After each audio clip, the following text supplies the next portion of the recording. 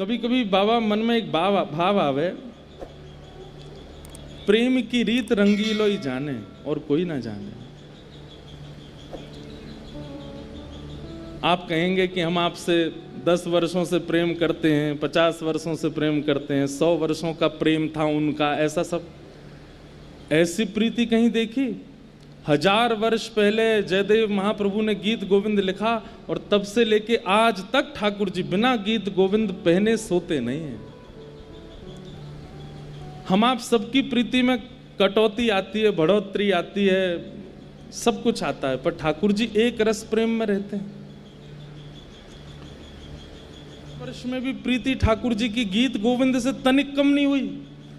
बाबा ने कोई पद लिखो, दीदी ने कोई पद लिखो, आपको सुनायो, एक बार बहुत अच्छा लोगो, दूसरी बार और अच्छा लोगो, चौथी बार और 5वीं 6वीं के बाद थोड़ा वाक्य प्रति भाव, अब कछु नयो लाओ, अब कछु नयो लाओ। पर जगन्नाथ महाप्रभु रोज सुन रहे हैं श्रित कमला, और जैसे ही श्रित कमला गाएं भुजा खड़ी कर, आहा कितनो मधुर स्वर। अरे श्री नाभा जी कहते हैं अगर कोई गीत गोविंद का पाठ करता है तो आज भी राधा रमन लाल जी आते हैं, इतना प्रिय उनको। रोज दाल चावल खिला दी जाए तो आप भी ऊब जाओगे, लेकिन महाप्रभु जी का प्रेम ऐसा नहीं है, वो तो नित्य बढ़ता है। इसलिए मैं निवेदन करता हूं कथाओं में कि भैया आपकी भक्ति ठाकुर जी स्वीकार कर रहे हैं तो एक दिन आपकी भक्ति शब्द में परिवर्तित होगी, और वो शब्द ऐसे होंगे जो ठाकुर जी को भाएं। आप कहोगे प्रमाण, जयदेव महाप्रभु, मीराबाई, कृष्णदास, कुम्मनदास, सूरदास। आप कहोगे ये तो बहुत पुराने, आज की बात करो। हमारे चित्र विचित्र बाबा, पूनम दीदी, हमारे कृष्णदास भैया भी आए कल, उनके शब्द देखो, सब ठाकुर जी सुने ना, आनंद करें। तो ठाकुर जी को अपने वैष्णव के हृदय के भाव बहुत प्रिय लगते हैं। यहीं तलेटी में बैठ करके श्री चतुर्भुज दास जी कह रहे हैं, ध्यान से सुनो, इधर देखो। श्रीनाथ जी के दर्शन किए, श्रीनाथ जी के दर्शन किए, हमारे गिरधर लाल जी के दर्शन किए।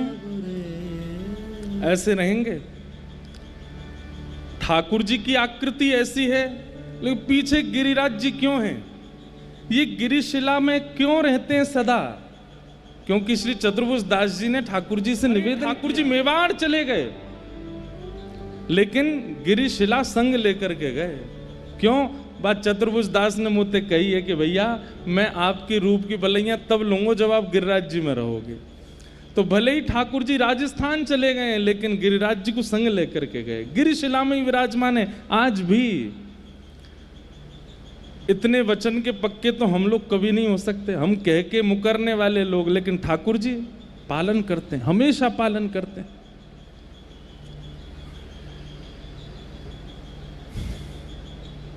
हृदय के भाव ठाकुर जी को बहुत प्रिय लगते हैं। इसलिए कभी कभी अपने हृदय में जो भाव आते हैं ना, एकांत में बैठ के लिखा कीजिए, बनाया कीजिए, भाव सुनाया कीजिए ठाकुर जी को। ठाकुर जी को बहुत प्रिय लगते हैं। तो हमारे श्री आज राधा रसिक बिहारी जी पान की कुंज में बैठे हैं, और ये मैं इसी बात पर कह रहा था कि इतनी योजना जो सेवा में बनती है आचार्य कृपा है, उसमें कुछ नवीनता आती है, ये आचार्य की कृपा है। जय श्री कृष्ण, जय सिया राम, जय श्रीमन नारायण, जय जय श्री राधे। कुंज बिहारी, कुंज बिहारी, कुंज बिहारी, निताई गौर। लड्डू चाड़ कचौड़ी छह, जो ना बोले भाव में। ये सब हमारे ब्रज के भाव है भैया। लेकिन देवे ते पहले लड्डू 4 कचौड़ी 6 लेके आओ, और वाकू दे के फिर दो। क्यों रे जय जय ना बोल लो तू? स्वामी जी का चरित्र हम लोग सुन रहे हैं। स्वामी जी गिरिराज जी आए एक बार, सुनो एक सुंदर भाव सुना मैं। हमारे अष्ट सखाओं में एक सखा हुए श्री कृष्णदास जी, नाम सुना? कृष्णदास अधिकारी जी उनके बहुत सुंदर सुंदर पद हैं। एक मेरा सबसे प्रिय पद है और हमारे पूज्य श्री निधिवन वाले महाराज जी का भी बहुत प्रिय पद है, कृष्णदास जी का। तो कृष्णदास जी अधिकारी थे श्रीनाथ जी के मंदिर में। तो एक बार वयोवृद्ध तो हो ही गए थे, आयु उनकी हो गई थी। कुआं का जल लेकर के जाते, उसी से जलपान कर, सब लोग इधर देखो, यहां देखो, कथा सुनो ध्यान से। कुआं का जल लेकर के जाते थे सेवा के लिए, अपने स्नान आदि सबके लिए। तो एक बार भोर में गए, कुआं से जैसे जल लेने लगे तो पाम फिसल गए और श्री कृष्णदास जी कुआं में गिर गए। और गिरे तो गिरे, प्राण चले गए,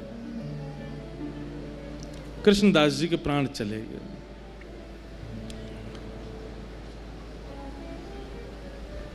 अब भैया अकाल मृत्यु तो कभी भी है सके, कोई की भी है सके, कभी भी है सके।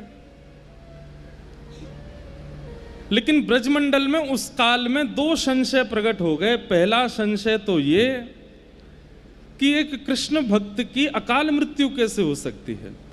इतना भगवत भजन करने वाले, इतने सुंदर सुंदर पदों से ठाकुर जी को रिझाने वाले, इतने सुंदर भावों से ठाकुर जी का मुखोल्लास करने वाले, उनकी अधोगति, उनकी अकाल मृत्यु।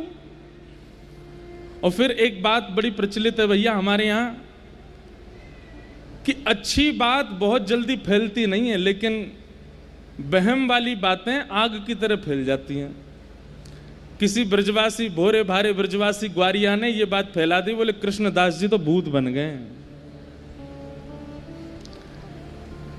3 दिन हो गए थे कृष्णदास जी को गए, 3 दिन बाद एक ग्वारिया कोई जा रहे हो, तो उसी कुआं के बगल से जा रहा था जहां कृष्णदास जी के प्राण गए।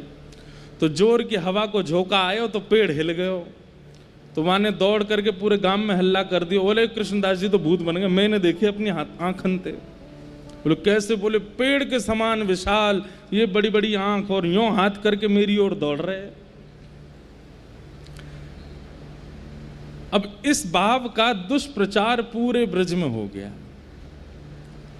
कि श्रीनाथ जी के परम सेवाधिकारी श्री कृष्णदास जी प्रेत बन गए।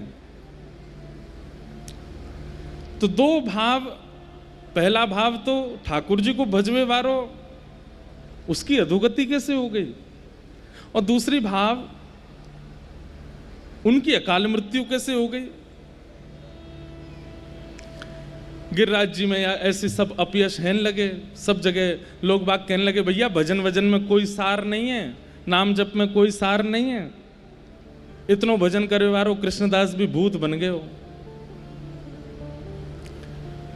अब ये बात होते होते होते होते वृंदावन निधिवन में पहुंची, और निधिवन में जैसे ही स्वामी जी महाराज ने इस भाव को सुना तो स्वामी श्री हरदास जी महाराज बोले, हम स्पष्ट रूप से इस बात को प्रमाणित करते हुए कह रहे हैं भैया, जाने एक बार भी अपने माथे पर उर्दपुंड लगायो होगो, जाने एक बार भी अपनी जिह्वाते कृष्ण नाम गायो होगो, जाने अपने गले में कंठी माला धारण करी होगी, जो एक बार भी या ब्रज की रज में लौट गए होगो, या तो जन्म लियो भयो या फिर या ब्रज की रज में प्राण त्यागे होंगे, उसकी अधोगति नहीं हो सकती। हितरवंश महाप्रभु निधिवन में आए, हरिराम व्यास जी निधिवन में आए, रूप सनातन गोस्वामी, गोपाल भट्ट उस समय के तत्कालीन सब आचार्य निधिवन में आ गए और सबकी एक मीटिंग हुई, गोष्ठी हुई। हितरवंश महाप्रभु बोले, स्वामी जी पूरे ब्रजमंडल में भजन के प्रति अविश्वास हो रहा है, और सब प्रमाण कहते हैं कि भैया आप लोग प्रवचन करते हो, कहते हो राधा राधा जपो, स्वामी जी को नाम जपो, कृष्ण नाम जपो, महामंत्र जपो, कृष्णदास की तो अधोगति है कि भूत बन गए हो।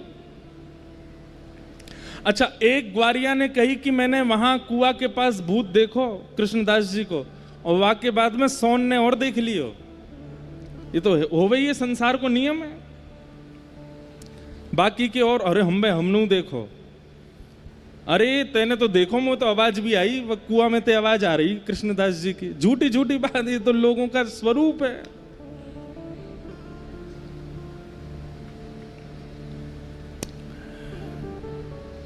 स्वामी जी महाराज, हितरवंश महाप्रभु, हरिराम व्यास जी, गोपाल भट्ट गोस्वामी, रूप सनातन गोस्वामी, सब लोग निधिवन में इकट्ठे हुए।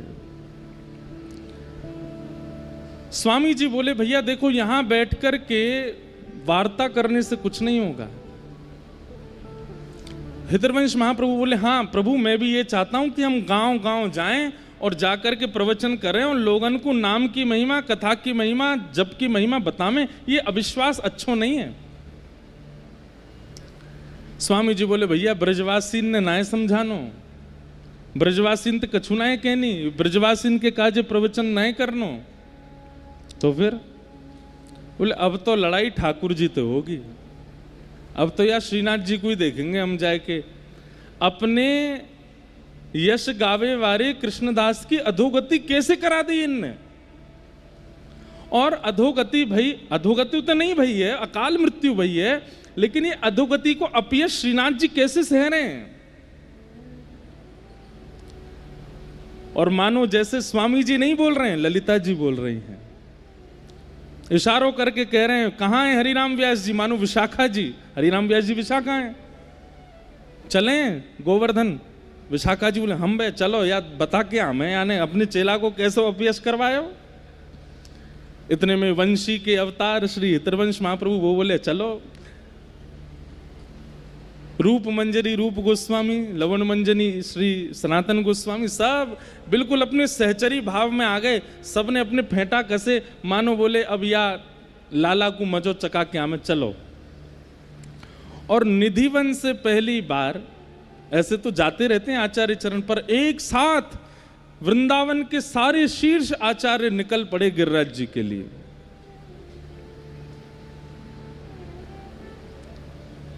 असंख्य संख्या में लोग ब्रजवासी सब संग हो लिए। और कहा कहते जा रहे हैं, बोले गिरिराज बाबा को बताएंगे, ये श्रीनाथ जी ते लड़ना है, श्रीनाथ जी ते ही बात करनी है हमें। इतनी सुंदर भावना बताते हैं कि अब लोगों ने नाम सुना है, स्वामी श्री हरदास जी, लोगों ने नाम सुना है हितरवंश महाप्रभु, नाम सुना है गोपाल भट्ट गोस्वामी, पर किसी ने देखा तो है नहीं। अब वृंदावन से गिरिराज जी तक जितने गांव पड़े, सब गामन में लोग पुष्प आदि सब तैयार करके ब्रजवासी भोले भारे सब खड़े हैं, स्वागत करेंगे, आचार्य चरण आ रहे हैं, पर जाने ना है। तो कई बार आचार्य चरण पीछे आते हैं, सेवक जन पहले आ जाते हैं।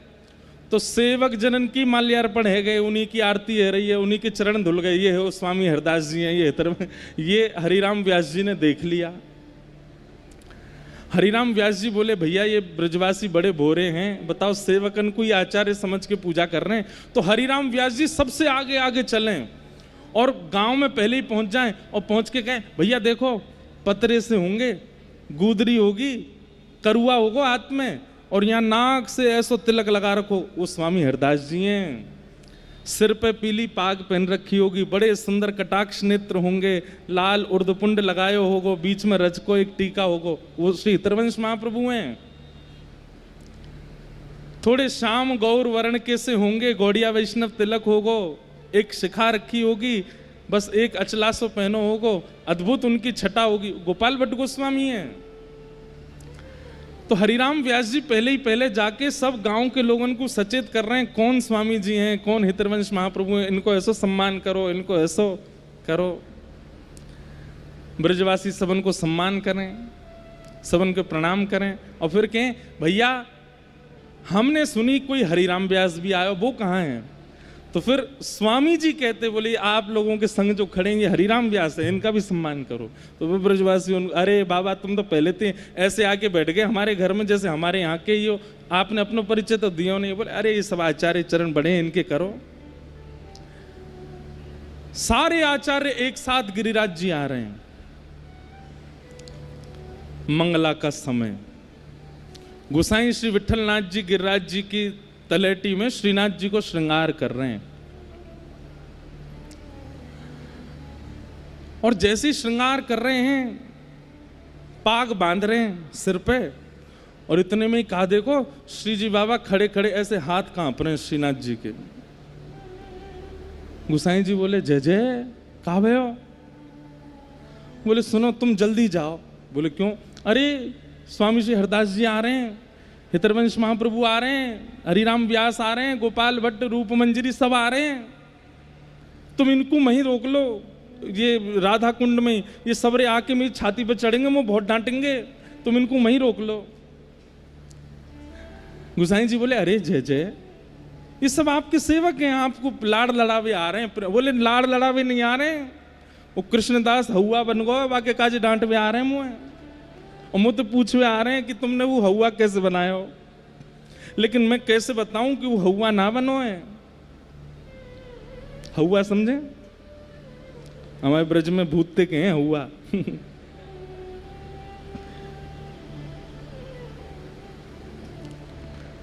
गुसाई जी बोले अरे आप काय को घबरा रहे हो? जगत नियंता, जगदाधार, परमेश्वर, ईश्वर, साक्षात त्रिलोकी नाथ, आपको कोई तो डरवे की जरूरत है? अरे स्वामी हरदास जी आमे तो डरू नहीं, हितरवंश महाप्रभु आमे तो डरू नहीं, पर ये यहाँ आती सबरी सखी बन जाएंगे, वो ललता बन जाएगी, विशाखा ते तुम्हें बहुत भय लगे, वो तो टेढ़ी टेढ़ी बात करे मोते। कैसे ठाकुर जी बात कर रहे हैं? गुसाई जी से कह रहे हैं सब सखी आ रही हैं, ये मुझको बहुत डांटेंगे, इनको रोको। अच्छा जय जय ने श्रृंगार तो पूरा कर दूं। बोले मैं खुद कर लूंगा, तुम जाओ, मैं अपने आप ही धारण कर लूंगा, लाओ मेरी जामा दे दो, पीताम्बरी दे दो, मैं खुद ही पहन लूंगा। जो श्रीनाथ जी, इन्हीं की गुसाई जी के चरित्र में आता है कि गुसाई जी एक दिन दूध को भोग लगा रहे, तो पर्दा करते ही ठाकुर जी श्रीनाथ जी उतर के आमे, गुसाई जी गोद में बैठ जाएं, और गोद में बैठ के ऐसे बैठ जाएं, बोले अब पिवाओ। तो गुसाई जी ऐसे कटोरी में दूध लेके नेकवा को ठंडो करके कहें जय जय लो पियो। ठाकुर जी पियो, या में तो बहुत मीठो है। अरे जय जय इतना ही मीठो पियो आप, वरना आज ज्यादा मीठो है, न कम करके लाओ। गुसाई जी फिर से गए, दूध बना के लाए, वहां मैंने एक मीठो कम डारो, फिर से आए, पर्दा कियो, ठाकुर जी बैठ गए गोद में, अब पियो। अब तो यहाँ में मीठो कम है, न बढ़ा के लाओ। गुसाई जी बोले इनके ऊधमन ते कैसे बचूं मैं? तो गुसाई जी अब के फीको दूध ले आए, और साथ में खांड अलग से ले आए, और एक चम्मच ले आए, और ला के सामने धर दी। ठाकुर जी गोद में बैठा के बोले ये रही मिश्री, जेरो दूध, खुद मिलाओ पी लो। ठाकुर जी बोले मैं तो लाला हूं तुम्हारो, मुंह पे का मिश्री मिला भी आवे, मुंह पे ना आवे, तुम ही मिलाओ, तुम ही पिलाओ, तुम ही धराओ। ठाकुर जी ने आज तक, श्रीनाथ जी ने गुसाई जी के अलावा अपने आप कछु कियो ही नहीं, लेकिन आज कह रहे हैं मैं खुद जामा पहन लूंगा, खुद पीताम्बरी पहन लूंगा, तुम जाके उनको रोको, सबन को राधा कुंड ते आगे मतान दियो। यहां षड गोस्वामियों में से एक श्री रघुनाथ गोस्वामी जी विराजते थे राधा कुंड में। अच्छा, रघुनाथ गोस्वामी जी का स्वामी जी से बहुत प्रेम था, स्वामी श्री हरदास जी से, वहां गोसाई विठलनाथ जी से उनका बड़ा स्नेह था। भैया ये संप्रदायवाद तो आजकल है गो है, पहले के आचार्य तो सब संग रहे, खूब आनंद कियो। एक ऐसी लीला आवे कि रघुनाथ दास जी जो थे ये अन्न नहीं पाते थे, एक बार इनको पेट खराब है गयो, तो गोसाई विठलनाथ जी आए, बोले कहा भयो रघुनाथ, रघु रघु कहते, रघु कहा भयो? अरे कछुना पेट ने गड़बड़ है गयो है। वैद्य बुलाया, वैद्य ने आकर के नब्ज देखी, बोले इनके पेट में अपच हो गई है। तो वैद्य को बाहर भेज के गुसाई जी बोले अरे तू तो अन्न खावे ना है, फिर अपच कैसे हैगी तेरे? ऐसा को लगे कि भीतर बैठ के खूब चकाचक माल छानतो दिखे, बाहर आके यूं कह दे कि मैं तो कछु ना खाऊं। रघुनाथ जी के नेत्र में सजल हो गए। रघुनाथ गोस्वामी बोले अरे मैं पाऊं तो कछु भी ना हूं, मैं तो केवल जल पे ही रहूं, पेय पदार्थ ही पान करूं, परंतु ये प्रिया प्रियतम दोनों मानसी में 56 भोग लगा में, मां जबरदस्ती मुँह को लड्डू पवा में, मुँह को मठरी पवा में, मुँह को कचौड़ी खवा दें, वहां से मेरे अपच है गए। सोचो, वो प्रत्यक्ष रूप में नहीं पाते हैं, मानसी में ठाकुर जी पवाते हैं उनको, और उससे अपच प्रत्यक्ष में होती है उनको। तो रघुनाथ जी, स्वामी जी से इनका बहुत प्रेम था, और सब आचार्यों का प्रेम था। तो सब लोग राधा कुंड में रुक गए। रघुनाथ पाद गोस्वामी जी ने सबको विराजमान किया, सबकी उत्तम व्यवस्था की। गोसाई श्री विठलनाथ जी 56 भोग लेकर के, खूब सारी मालाएं लेकर के जतिपुरा से पहुंचे राधा कुंड। राधा कुंड में जमात लगी है ब्रजवासी, और ब्रजवासियों के संग में सब आचार्य आए वृंदावन से। गोसाई जी ने जाकर के सबको प्रणाम की, जय हो जय हो, आज सब वृंदावन के आचार्य पधारे, सबको प्रणाम करूं। एक माला स्वामी जी को पहनाई, हितरवंश महाप्रभु को पहनाई, सबके चरणन में वंदन किए और सबको बीड़ा प्रसादी दही 56 भोग दिए। हितरवंश महाप्रभु बोले, आपने इतना श्रम क्यों किया?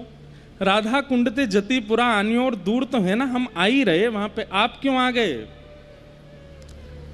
स्वामी जी बोले, अरे सुनिए महाप्रभु जी, आए तो आए, पीतांबरी पूरी पहना के और ना आए, अधूरी में ही छोड़े आए लाला।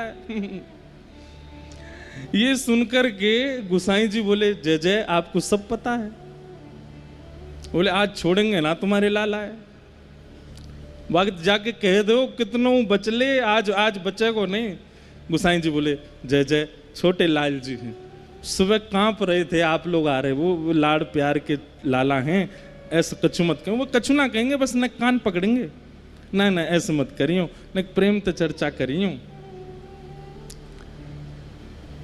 सब आचार्य चरण बोले, देखो कैसे ठाकुर जी, कहीं मेरी डांट नहीं पड़ जाए तो पहले ही भेज दिए कि वहीं जाके समझा दूं उन्हें। स्वामी जी बोले, चलो। और सब आचार्य चरण गिरिराज जी की तलेटी में भ्रमण करते करते आनियों और पहुंचे। और जैसे ही श्रीनाथ जी के सन्मुख पहुंचे हैं, श्री जी बाबा खड़े हैं नीचे नेत्र करके, सामने स्वामी श्री हरदास जी महाराज, हितरवंश महाप्रभु, गोपाल भट्ट गोस्वामी, रूप सनातन गो, सब खड़े। सबके मानो जैसे चित्त में, क्योंकि श्रीनाथ जी का एक नाम और है, क्या? निकुंज नायक, इनका नाम है निकुंज नायक। एक भाव यह भी है कि श्रीनाथ जी के पीछे जो गिरिशिला है, वहां निकुंज वहीं से प्रारंभ होता है। ठाकुर जी वहीं द्वार पे ही खड़े हैं, और द्वार पे मानो ऊपर भुजा और नीचे से ऐसे करके पूरे निकुंज को घेर के खड़े हैं। बोले, पहले मेरे चरणन में प्रणाम कर, मैं देखूंगा, अनुकूल लगेगा तो भीतर जावेगो, नहीं तो यहीं से वापस लौट जा। निकुंज नायक ठाकुर जी ऐसे खड़े हैं। हरिनाम व्यास जी बोले, स्वामी जी देखियो, ऊपर को देखो नहीं रहे हो, नीचे देख रहे है। स्वामी जी बोले, तो काबे हम नीचे बैठ जाएंगे। स्वामी जी नीचे बैठ गए, और नीचे बैठ के सब ऐसे देखें, श्री जी बाबा के नीचे नेत्रन में निहार हैं। बोले, कैसे नजर मिले? आज प्रत्यक्ष दिख रहे हैं कि ठाकुर जी कभी इधर नेत्र करें, कभी इधर नेत्र करें, मिला नहीं रहे नेत्र। लेकिन स्वामी जी की भाव समाधि लग गई, मानसी में प्रवेश कर गए ठाकुर जी के साथ। और श्री ललिता जी का रूप धारण करके जैसे ही निकुंज में प्रवेश किया, प्रवेश करके ठाकुर जी के पास गए हैं। ठाकुर जी बोले, हे ललिते, आप तो जाने या ब्रजरज की ऐसी महिमा है, ये एक बार कोई के माथे पे लग जाए, बाकी कभी अधोगति ना हो सके। अरे ये भोरे भारे ब्रजवासी हैं, कोई ने सहज में ही कह दी है कि कृष्णदास भूत बन गए हो। वास्तव में कृष्णदास भूत नहीं बनो है। अरे कृष्णदास तो अपनी लीला पूरी करके मेरे ग्वाल समाज में आ गए हो, वो तो मेरे संग गैया चरावे रोज जावे। पर इन ब्रजवासी को कैसे समझाऊं? भोरे भारे ब्रजवासी ने सब ऐसी बात फैला दी है। हे ललिते, मैं ऐसा थोड़ी कर सकूं। स्वामी जी को सब स्पष्ट कर दिया ठाकुर जी ने। थोड़ी देर में सब देखते हैं, सब शांत बैठे हैं, क्योंकि स्वामी जी के नेत्रों से अविरल अश्रुधार गिर रही है। मानसी में स्वामी जी प्रवेश कर गए। थोड़ी देर में स्वामी जी के नेत्र खुले और स्वामी जी बोले, भैया कृष्णदास अधिकारी भूत नहीं बने हैं, प्रेत नहीं बने। ठाकुर जी ने आज्ञा करके मुझको बताइए कि वो प्रेत नहीं बने। गोसाई जी बोले, जय जय, वो बात तो हम भी जाने, लेकिन या को प्रमाणित कैसे करें? ये ब्रजवासी कैसे मानेंगे? इतने में ही एक ब्रजवासी ग्वारिया दौड़ो दौड़ो आयो। सब लोग इधर देखो, भैया माँ कछु है रो, अच्छा पानी बट रो है, मतलब निर्जला है भैया आज। कम से कम कथा में तो प्यासे ही रह ले हो। क्या बता रहा था मैं? हाँ, इतने में एक ब्रजवासी आयो, और ब्रजवासी दौड़ो दौड़ो आयो और आकर के बोलो, गुसाई जी मेरी बात सुनो। बोले कहाँ भयो? अरे मैं भोर में गैया चरावे गयो, और गैया चरावे जब गयो तो वहां मैंने असंख्य गैया देखी, और उन असंख्य गैयान के बीच में मैंने कृष्णदास जी देखे।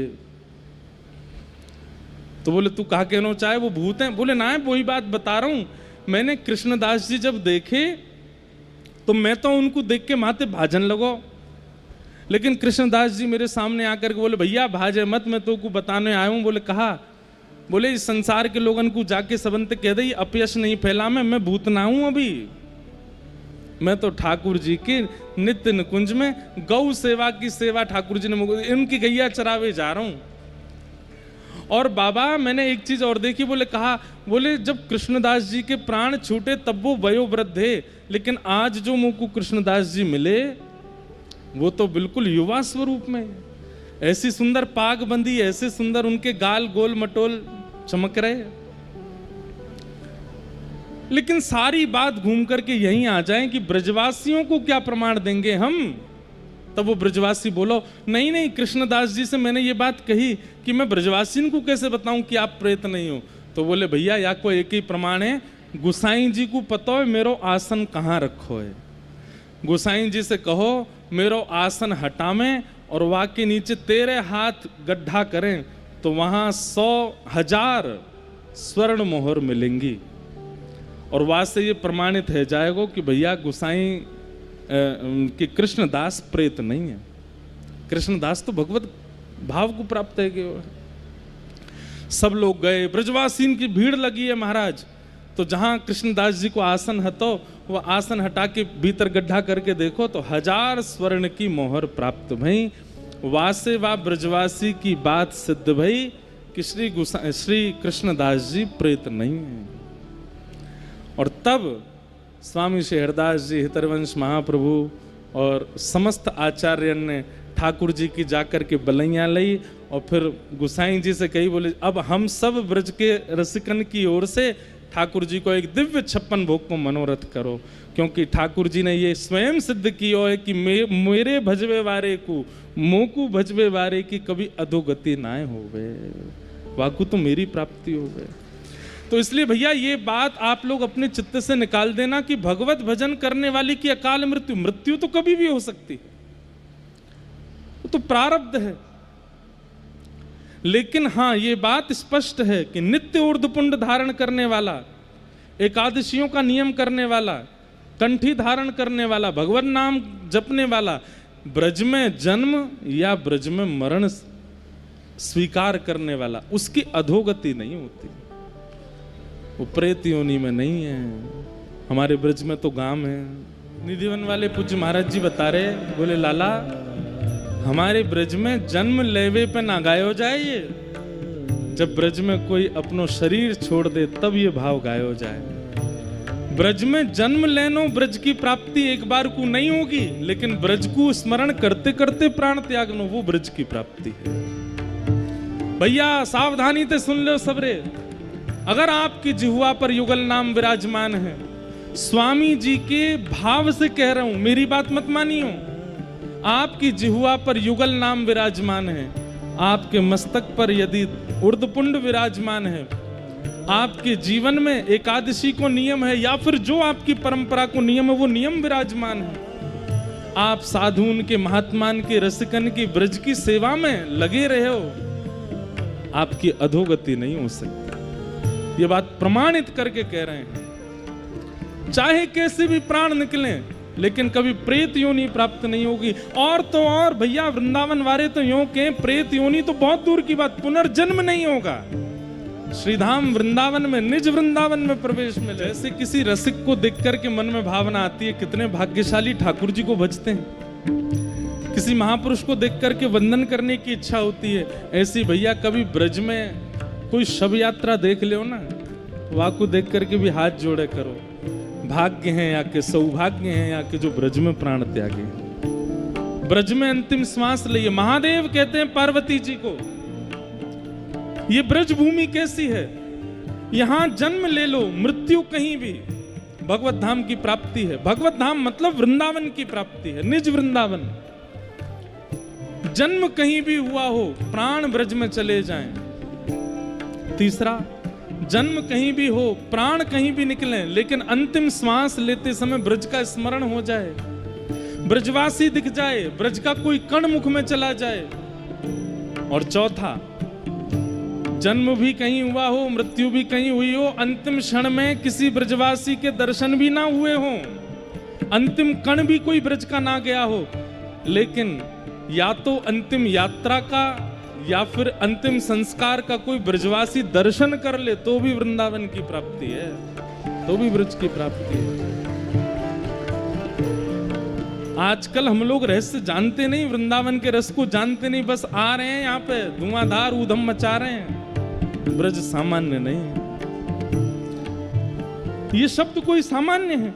जा रज को सुर नर मुनि वंचित, शिव शंकर सिर ध्याय। में प्राण त्यागवे वारो निज वृंदावन चलो जाए। और वह निज वृंदावन में कौन मिले वाकू? अरे साक्षात स्वामी जी महाराज चलते हुए दिखेंगे। श्री हरिवंश महाप्रभु, गोपाल भट्ट गोस्वामी, रूप सनातन गोस्वामी, श्री चैतन्य महाप्रभु, ये वृंदावन को भजवे वारी मीराबाई, कृष्णदास, सूरदास, नंददास, कुंभन दास, ये सब हैं निज वृंदावन में। और जैसे ही व्यक्ति वृंदावन में प्राण त्याग के निज वृंदावन में जावे, यही सब वाक्य परिवार है जाएं। या हमारे रसिकाचार्य कह रहे हैं, अरे कोई के प्राण चले गए और रसिकजन कहाँ गा रहे हैं? भैया यहाँ लगभग सब लोग भजन वारे बैठे हैं जो भजन करें। प्रिया प्रियतम मिलेंगे ना मिलेंगे पतो ना,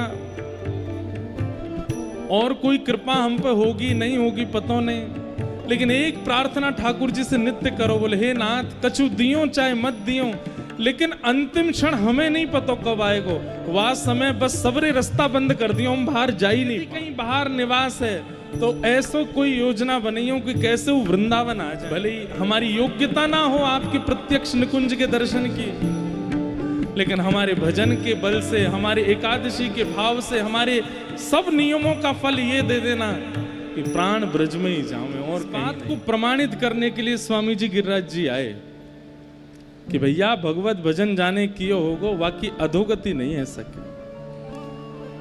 प्रेत योनि तो अधोगति में सबसे निम्न कोटि की गति है, जिसको नरक में भी स्थान नहीं मिलता वो प्रेत बनता है। और भगवत भजन करने वाला प्रेत बनेगा, भूत बनेगा? हो ही नहीं सकता। इसलिए संशय भी मत कीजिएगा कभी चित्त में, कोई भगवत भजनानंदी यदि अकाल मृत्यु ग्रसित हो जाए, भगवान ना करे कभी हो, पर हो जाए, तो उसके प्रति ये संशय बुद्धि मत लाइएगा कि क्या पता अकाल मृत्यु है, कहीं अधोगति ना हुई हो। ना, स्वामी जी महाराज प्रमाणित करते हैं और वो करके गए।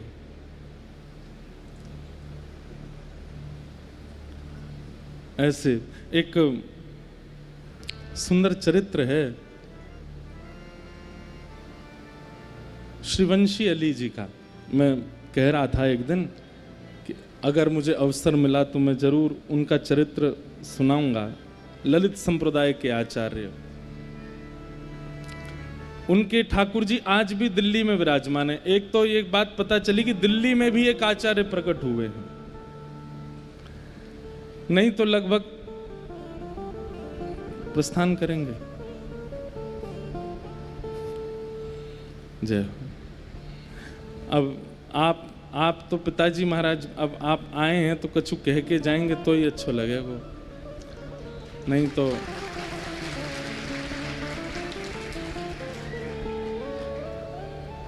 सब लोगन को ये लगे कि बताओ पिताजी आए और छोरा खुद ही बोलता रहे, उनसे नहीं बुलवाया है। तो हमारे प्राण धन, हमारे जीवन धन, हमारे गुरुदेव भगवान, हमारे पूज्य पिताजी महाराज, जिनकी कृपा दृष्टि से ये सब भाव आप सबके मध्य प्रस्तुत होते हैं, ऐसे पूज्य गुरुदेव भगवान आए हैं। देखो भागवत जी में तो नियम है कि अनुष्ठानिक कथा है, प्रवाह में, मध्य में कथा का रुकना नहीं चाहिए, लेकिन ये तो उत्सवात्मक कथा है और यहाँ रसिकों की चर्चा चल रही है, भक्तों के चरित्र चल रहे हैं, वृंदावन रसिकों की रस चर्चा है। इसके मध्य में तो आचार्य चरणों का भाव ऐसा समझो कि जैसे मानो सुंदर आप दाल भात पा रहे थे तो बीच में नेक पापड़ आयो है, वाकू भी मिला के और स्वादिष्ट बना लो। हाँ, तो ये तो, या फिर ऐसा समझो कि नमकीन नमकीन बहुत पायो, अब ने एक मिठास ले, अब ने एक मीठो कछू पाओ। तो ये तो आचार्यन को उत्सव है। या में मध्य में यदि आचार्य महापुरुषन की वाणी सुनने को मिले तो ये तो सौभाग्य है। तो सब लोग सुनो। प्रवंशी अली जी हुए दिल्ली में, दिल्ली वाले कितने लोग बैठे, हाथ ऊपर करिए। हमको ऐसा लगे कि दिल्ली वाले इनके पास बेचारे, इनके पास केवल एक वृंदावन ही है 150 किलोमीटर दूर, पर दिल्ली में भी एक आचार्य चरण प्रकट भये हैं और उनकी लीला हम लोग अभी श्रवण करेंगे। पहले पूज्य गुरुदेव भगवान के भाव सुन लें। बोलो वृंदावन बिहारी लाल की।